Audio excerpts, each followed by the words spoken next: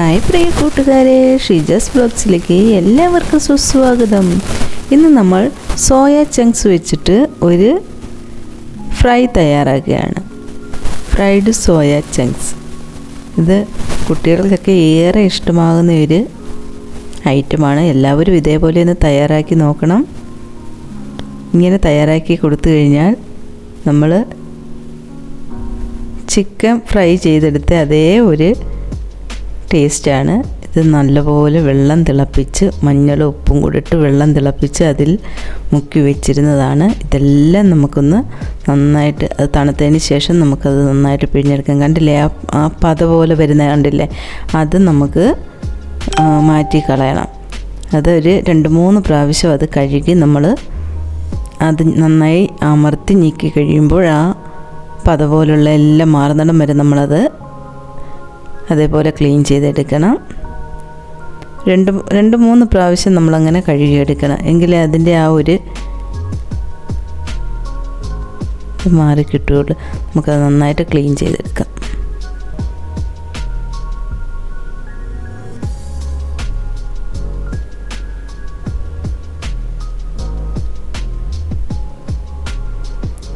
പിന്നെ എല്ലാവർക്കും സുഖമല്ലേ? എന്തൊക്കെയുണ്ട് വിശേഷങ്ങളെല്ലാം കമൻറ്റിലൂടെ പറയൂ. ഇതിപ്പം നമ്മളെല്ലാം ക്ലീൻ ചെയ്തെടുത്തു. അതിലേക്ക് ആവശ്യത്തിനുള്ള മസാലകളാണ്. അത് 1 സ്പൂൺ കോൺഫ്ലവർ എടുത്തു. പിന്നെ ഒരു 1.5 സ്പൂണോളം ചില്ലി പൗഡർ എടുത്തിട്ടുണ്ട്. അതേപോലെ മഞ്ഞൾപ്പൊടി 1 സ്പൂണ്, ഗരം മസാല, പിന്നെ പെരിഞ്ജീരകത്തിൻ്റെ പൊടി, പെപ്പർ പൗഡർ 1 സ്പൂണ്, പിന്നെ ആവശ്യത്തിനുള്ള ഉപ്പ് ചേർത്തു. പിന്നെ ജിഞ്ചർ ഗാർലിക് പേസ്റ്റ് 1 സ്പൂൺ ചേർത്തിട്ടുണ്ട്. അല്പം വെളിച്ചെണ്ണയും കൂടി ഒഴിച്ചു ഒന്ന് മിക്സ് ചെയ്തിട്ട് പിന്നെ ലേശം വെള്ളം കൂടി ചേർത്തിട്ടുണ്ട്. അത് നന്നായിട്ടൊന്ന് മിക്സ് ചെയ്തെടുത്ത് അതിലേക്ക് നമുക്ക് നമ്മുടെ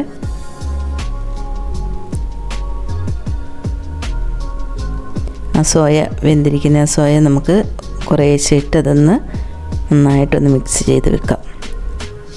ഇതിങ്ങനെ മിക്സ് ചെയ്ത് ഒരു അരമണിക്കൂറോളം അങ്ങനെ വെച്ചേക്കണം. അപ്പോൾ ഈ മസാലയെല്ലാം നന്നായിട്ട് ഒരു ആവശ്യത്തിനുള്ള ഉപ്പും കൂടി ചേർക്കണം. നമ്മൾ അത് ഉപ്പും വെള്ളവും ഒക്കെ ചേർത്തിട്ട് തിളപ്പിച്ച വെള്ളത്തിനകത്ത് നമ്മൾ ഇട്ട് വെച്ചിരുന്ന അതിൽ നമ്മളതെല്ലാം പിഴിഞ്ഞ് കളയുമ്പോൾ അതിൻ്റെ ആ ഉപ്പിൻ്റെ അംശമൊക്കെ അങ്ങ് പോയി പോവും. നമ്മുടെ ടേസ്റ്റിനനുസരിച്ചുള്ള ഉപ്പും കൂടി ചേർത്തിട്ട് നമ്മൾ അരമണിക്കൂർ വെച്ചിട്ടുണ്ട്. ഇനി ഒരു പാൻ ചൂടാക്കി അതിലേക്ക് വെളിച്ചെണ്ണ ഒഴിച്ചു കൊടുക്കും. വെളിച്ചെണ്ണയിൽ തന്നെ തയ്യാറാക്കണം, എങ്കിലേ അതിനൊരു നല്ല ടേസ്റ്റ് വരികയുള്ളൂ. അത് പാൻ ചൂടായി കഴിയുമ്പോൾ നമുക്ക് വെളിച്ചെണ്ണ ഒഴിച്ചു കൊടുക്കാം.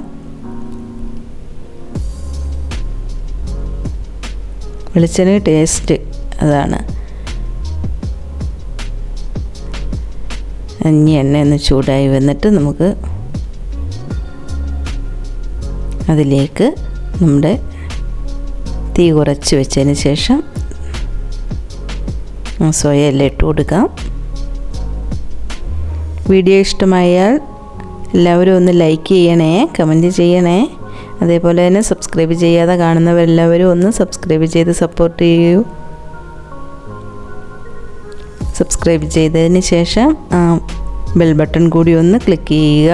ഓൾ എന്ന ഓപ്ഷൻ എനേബിൾ ചെയ്ത് വെച്ചാൽ മാത്രമേ ഞാൻ അപ്ലോഡ് ചെയ്യുന്ന വീഡിയോസിൻ്റെയൊക്കെ നോട്ടിഫിക്കേഷൻ അപ്പോൾ തന്നെ നിങ്ങൾക്ക് ലഭ്യമാവുകയുള്ളൂ. നോക്കൂ, എൻ്റെ പാൻ്റെ ഒരു സൈഡിലോട്ടാണ് എണ്ണ വന്ന് ചേർക്കുന്നത്. അതിങ്ങോട്ട് അത് എനിക്കിപ്പോൾ നല്ല ഭയമാണ്. ഇങ്ങനെ എണ്ണ അതേ വെച്ചിട്ട് ഞാനതുകൊണ്ട് അതേ പിടിച്ചുകൊണ്ട് മാത്രം നിന്നേ അവിടെ ഇങ്ങനെ കുക്ക് ചെയ്യുന്നിടത്ത് നിൽക്കുകയുള്ളു. വെളിച്ചെണ്ണ വെച്ച് കഴിഞ്ഞാൽ നമുക്ക് പണി കിട്ടരുത്. ഇങ്ങോട്ട് വീണ് പോയാൽ എങ്ങോട്ടും ചെറിയ കിച്ചണാണ് നമ്മുടെ ഇത്. അപ്പോൾ പിന്നെ ഇങ്ങോട്ടും ഒന്ന് ഓടി മാറാനുള്ള ഒരു സ്പേസ് ഇല്ല. അങ്ങനെയുള്ളൊരു കിച്ചണാണ്.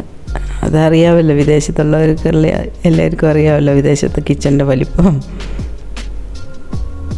ഇനി എല്ലാം ഇങ്ങനെ ഓരോന്നോരോന്നായിട്ട് നമുക്ക് വെച്ച് കൊടുത്ത് അത് നന്നായിട്ടൊന്ന് ഫ്രൈ ചെയ്തെടുക്കാം.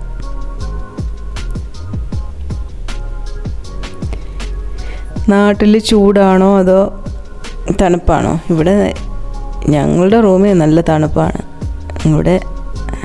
പക്ഷെ പുറത്ത് നല്ല വെയിലുണ്ട്, പക്ഷെ റൂമിൽ നല്ല തണുപ്പുണ്ട്. അതുകൊണ്ടാണ് സൗണ്ടൊക്കെ ചില സമയത്ത് ഇങ്ങോട്ട് വെളിയിലോട്ട് വരികയില്ല സൗണ്ട്.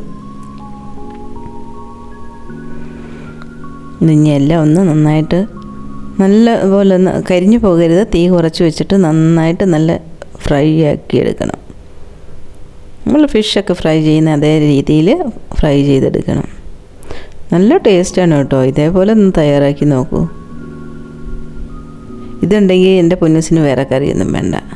പൊന്നൂസിന് ഭയങ്കര ഇഷ്ടമാണ്. പക്ഷേ ദൈവം കഴിക്കില്ല, അവൻ കള്ളൻ. അവൻ പറയും എന്തോ അതിനകത്ത് ഗുണമെന്നാണ് ചോദിക്കുന്നത്. എന്തോ ഗുണമുണ്ടെന്നൊന്നും എനിക്കറിയില്ല, അത് സത്യം. പക്ഷേ എനിക്ക് ടേസ്റ്റ് ഉണ്ട്, നല്ല ടേസ്റ്റാണ്. അത് വെളിച്ചെണ്ണയ്ക്കകത്ത് തന്നെ കുക്ക് ചെയ്ത് കഴിഞ്ഞാൽ വളരെ ടേസ്റ്റാണ്. എൻ്റെ പൊന്നൂസിന് വേറെ ഒന്നും വേണ്ട. അതുപോലെ തന്നെ ഇഞ്ചിയും വെളുത്തുള്ളിയൊക്കെ നന്നായിട്ട് ചേർക്കണം. അതിനെ പേസ്റ്റ് നന്നായിട്ട് ചേർക്കണം, അല്ലെങ്കിൽ അല്പം ഗ്യാസൊക്കെ ഉണ്ടാകാനുള്ള സാധ്യതയുണ്ട്.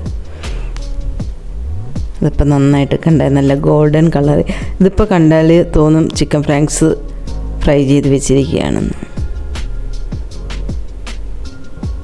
ഇതെന്ത് പറ്റി, ഇടയ്ക്കൊരു ലൈറ്റ് ഒന്ന് മങ്ങി, കുഴപ്പമില്ല. ഗോൾഡൻ കളറായിട്ടുണ്ട്. ഗോൾഡൻ കളറാകാത്തത് ഒന്നുകൂടെ ഒന്ന് തിരിച്ചിട്ട് കൊടുക്കണം. ഇനി ഇത് നമുക്ക് ഓരോന്ന് ഇങ്ങനെ പിറക്കി മാറ്റാം. കണ്ടില്ലേ, നല്ല നല്ല റെഡിയായി നമുക്ക് കിട്ടിയിട്ടുണ്ട്. ചിലതൊക്കെ അത് നമുക്ക് അങ്ങോട്ട് നീക്കിയിട്ട് കൊടുക്കാം. അപ്പോൾ നന്നായിട്ട് ഫ്രൈ ആയത് മാത്രം പിറക്കിയെടുക്കാം.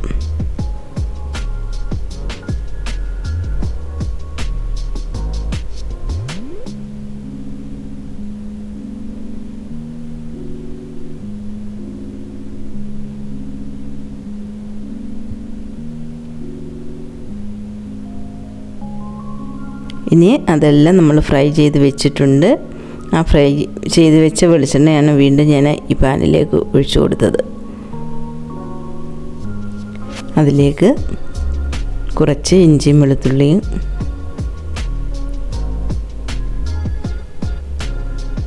ചെറുതായി ചോപ്പ് ചെയ്ത് ചേർത്ത് കൊടുത്തിട്ടുണ്ട്. അതൊന്ന് പച്ചമണം ഒന്ന് മാറി വരട്ടെ.